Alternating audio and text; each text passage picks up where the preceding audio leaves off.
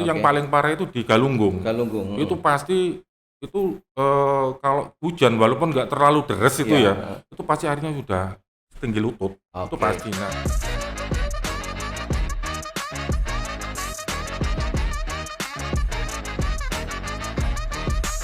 Ngobrol-ngobrol, ujuk-ujuk. Selamat pagi, siang, sore, malam, Sobat Pojok Papat dimanapun berada. Hari ini saya Bina Biantara mengawal program acara Ngopi, Ngobrol-Ngobrol Politik di Pojok Papat.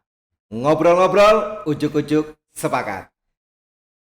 Sobat Pojok Papat dimanapun berada, ya hari ini sudah hadir di studio Pojok Papat, ya salah satu calon legislatif Kota Malang, Mas Ahmad Arif, sarjana teknik.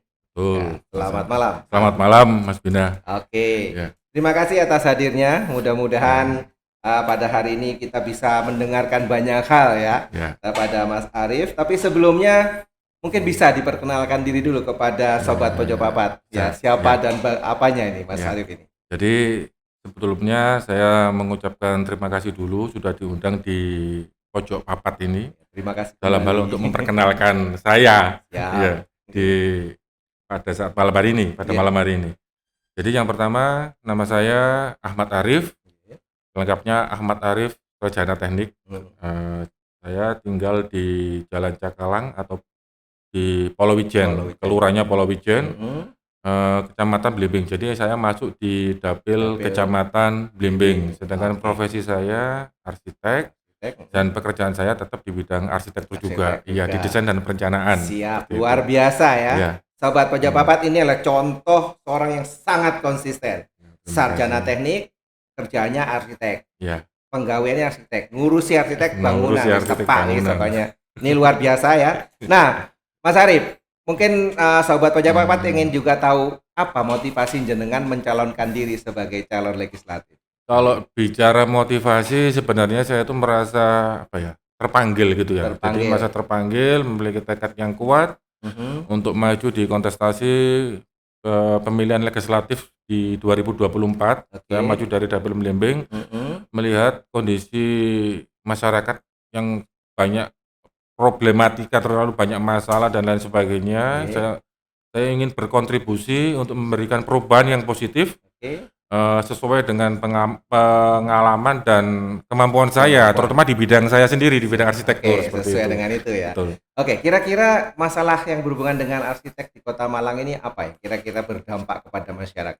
Sebenarnya banyak sekali. Jadi yang paling utama sekarang ini yang kita lihat itu adalah masalah banjir. Banjir ya? Banjir. Jadi setiap musim hujan itu sekarang itu pasti ada banjir, nggak tahu di titik mana, dan saya lihat di Kota Malang ini hampir merata banjirnya sekarang itu.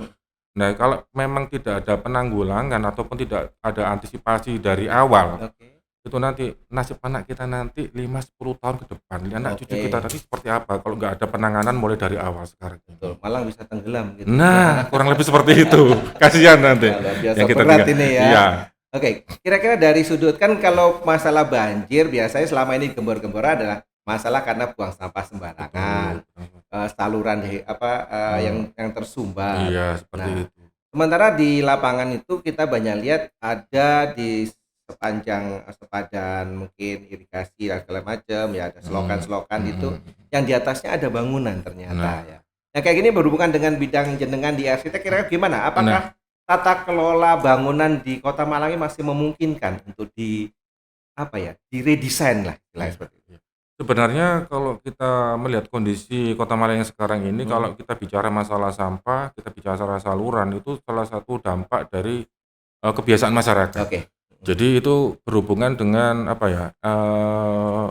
dari kemampuan ataupun dari etika dari masyarakat itu sendiri untuk berbuat ataupun untuk tidak membuang sampah ataupun tidak di dalam sampah sembarangan yang nanti akhirnya bisa menyumbat saluran. Sedangkan kalau di bidang saya sendiri, bidang arsitektur itu kan ada beberapa pakem ataupun aturan itu yang nantinya bisa membawa perubahan yang berdampak untuk mengurangi banjir di Kota Malang. Salah satunya apa? Itu kita membangun sesuai dengan aturan yang ada pada saat ini. Nah, padahal aturan yang ada pada saat ini pun sudah jelas. Misalkan untuk jarak sepadan bangunan terhadap saluran ataupun untuk ruang terbuka yang nggak boleh dibangun. Itu sekarang kan masih banyak Pak. Perdanya jelas ya. Perdanya jelas dan itu juga masih banyak yang melanggar. Nah, sedangkan banyak sekali yang sudah ditegur ataupun apa, tetapi waktu turun ke bawah akhirnya nggak ada eksekusi sama sekali. Itu yang saya sayangkan. Nah, harapan saya nanti apabila nanti saya bisa masuk di salah satu anggota DPRD Kota Malang, itu nanti yang paling saya utamakan. Berarti menata ulang ya. Karena kita lihat banyak kejadian juga ya. Seperti kalau kita ambil satu titik di sekitar Dewan Daru misalnya, kalau kita bisa lihat.